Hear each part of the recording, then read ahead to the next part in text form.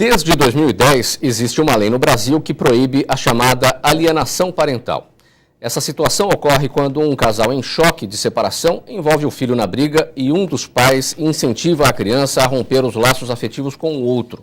A legislação considera a alienação parental uma interferência na formação psicológica da criança e prevê medidas judiciais contra quem estimula esse tipo de conflito na família. O tema ganha destaque porque é abordado na novela Salve Jorge, da TV Globo.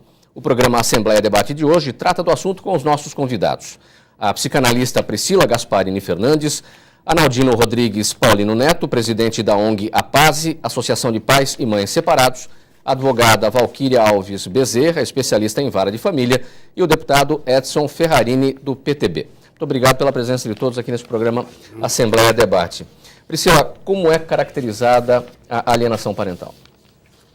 A alienação ocorre quando um dos pais tenta afastar a criança do convívio do outro pai, no caso de uma separação. A partir daí, começa a evitar que esse pai atenda telefonemas, passeie com a criança. São casos leves e vão se agravando, até haver uma medida judicial, dependendo do caso, para isso rever essas visitas. Muitas pessoas já notaram que esse é um problema comum, porém estranham esse nome. É um nome novo para um problema antigo. É um nome feio, inclusive, para um problema antigo, porque esse nome ele surgiu com a lei, em 2010. Sim, faz pouco tempo. Hoje é bem comum, até por conta da novela, que está abordando esses temas polêmicos. É importante para que a população saiba até dos seus direitos, né? Eu acho que qualquer pai, qualquer mãe que seja alienado aí ao convívio do filho deve procurar um advogado, deve procurar os seus direitos, porque é muito prejudicial. Eu vejo muito o lado emocional da criança. A criança se deprime muito fácil, ela fica numa posição de desequilíbrio, onde ela tenta ver para que lado ela deve tomar uma posição, ela fica dividida, pode levar a problemas psíquicos graves. A gente vê muitas mentiras que os pais inventam para a criança, isso é muito prejudicial para a formação de caráter, formação de personalidade. Tem crianças, inclusive, que tentam suicídio por conta dessas mentiras que são inventadas. Então, tomar bastante cuidado para não atingir as crianças num caso de separação. A criança é a vítima da história, né? Analdino, é mais comum do que se imagina esse problema? Ela é extremamente comum, né? Nós hoje temos... As estatísticas, elas são aplicáveis a diversos locais, mesmo porque a gente tem hoje uma vida e uma visão universalizada de quase tudo, né? Então, aqui no Brasil, hoje, nós temos 1/3 dos casais ou foram separados ou estão separados. É casal que já passaram por uma união e que se separou. E, consequentemente, nós temos também 1/3 dos menores e adolescentes que são filhos de pais separados, né? Então, o número é muito alto. O nosso número de filhos de pais separados é em torno de 20 milhões, sendo que 16 milhões, 80% desse grupo passou ou passa pela alienação parental. Como é que você chega a esse número? De 20 milhões, um universo de 20 milhões, 16 milhões passam por isso? 16 milhões passaram ou estão passando pela alienação parental. E tem um grupo, quando a alienação é muito de uma intensidade pequena, aí chega num ponto de equilíbrio para o casal, etc., e a criança começa, né, com o acompanhamento psicológico, etc., começa a superar o problema. Então a criança se livra da alienação parental. Se a alienação é num grau, digamos, mais acentuado, o litígio foi maior, as desavenças e o próprio uso da criança como mercadoria de troca na solução do conflito da separação, então fica mais intenso, né? Nós temos estudos, né, de especialistas internacionais que inclusive estão dividindo a alienação parental em 6 graus. Se a criança ou o adolescente chega ao grau 3, que é o mediano, por exemplo, então ela dificilmente tem a oportunidade de voltar a ser uma criança normal, como ela era anteriormente. E o que é esse grau 3? Aliás, quais são esses? É como se fosse uma nota de escola, né? Então, a nota de escola vai de 1 a 10. E a alienação parental foi dividida em 6 graus. Se a criança chegou ao grau 3, que é a metade da intensidade que a alienação parental pode atingir, a criança já fica numa situação de recuperação muito difícil.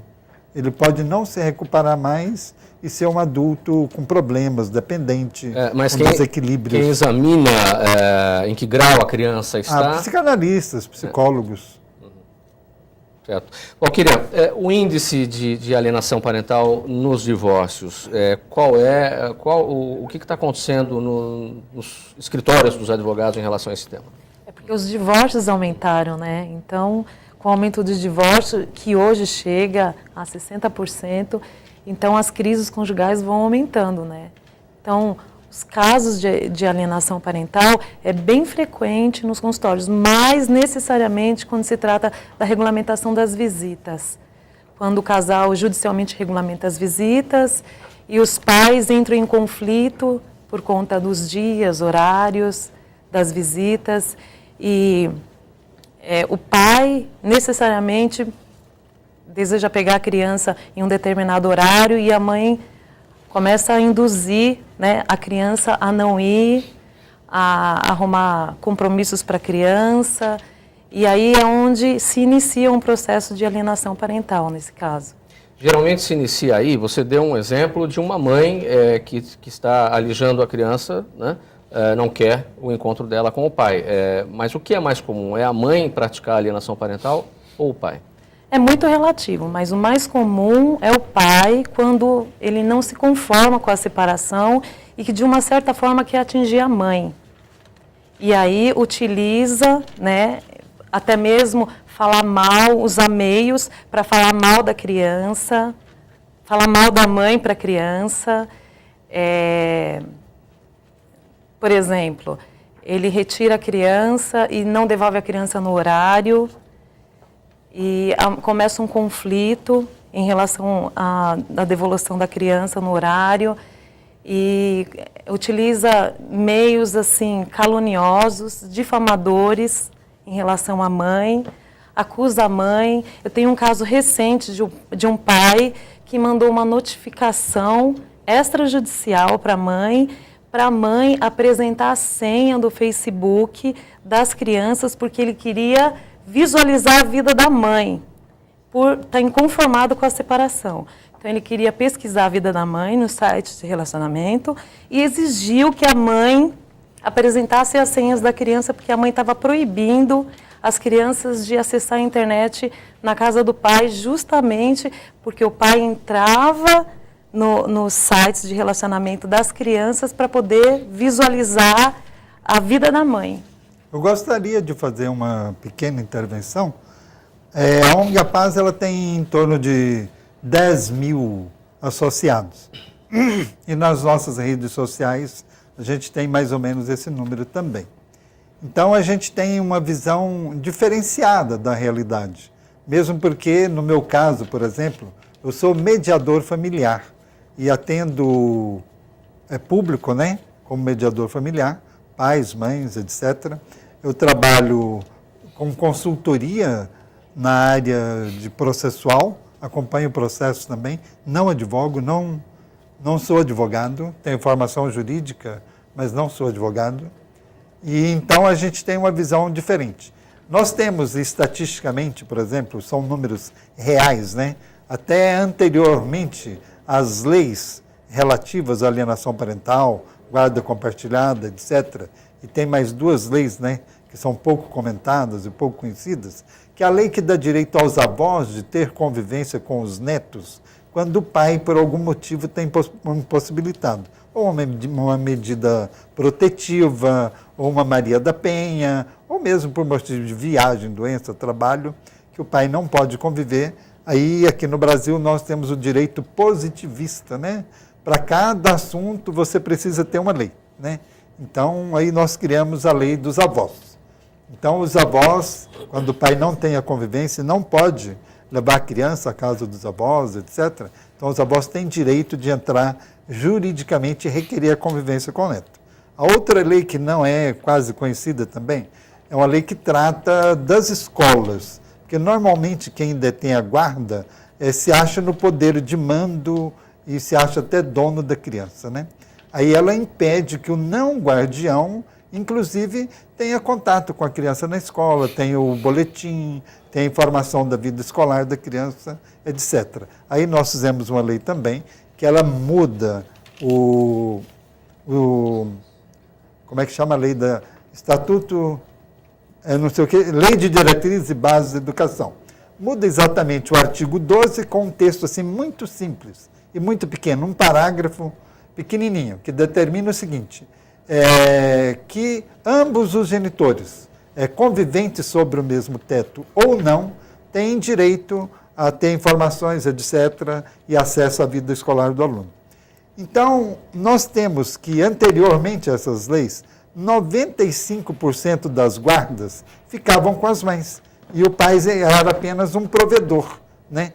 Então, com a sociedade moderna e a mulher adentrando ao mercado de trabalho, e hoje até, né, disputando o mercado de trabalho palmo a palmo com os homens, né, em todas as áreas, né, de trabalho e do conhecimento, a presença da mulher ela é muito marcante hoje. Ela é muito participativa, etc. Então, com isso, com a mulher vindo para o mercado de trabalho, houve uma necessidade, digamos, do retorno do homem ao lar. Então, o pai hoje ajuda nos cuidados domésticos, cuidados com a criança e tal. Então, com isso, o número de guarda com a mãe diminuiu. Hoje está em torno de 87, 88, e os pais estão ultrapassando os 7, 8%. Deputado Adson Ferrarini, há controvérsias em relação à própria lei, à eficácia da lei. O próprio Conselho de Psicologia discorda. O que o senhor tem como avaliação? A lei ela acaba expondo mais a criança, uma vez que a lei leva às últimas consequências, leva aos tribunais. Você sabe, Mauro, eu tenho, é um prazer a gente estar aqui com a doutora Priscila, com a doutora Valquíria, e estar aqui com a experiência do nosso Analdino. Eu fiquei 35 anos da minha vida trabalhando na Polícia Militar, prendendo bandido. 35 anos, vendo o crime, você imaginar, infelizmente eu tive a oportunidade de ver. Esse crime da alienação parental, que é um nome complicado, um palavrão, isso é um dos crimes mais covardes que eu já vi. Eu já vi todo tipo de covardia, mas esse aí é o crime mais covarde e mais terrível que tem. Se esse crime se transformasse em crime hediondo, na minha opinião, eu que sou advogado, psicólogo e trato de pessoas, eu aceitaria, porque a covardia é tão grande. Dois pais, as pessoas se casam, tudo bem, se separam, e depois eles ficam disputando entre eles, se separaram porque eles não se entenderam, não deram certo, tudo bem.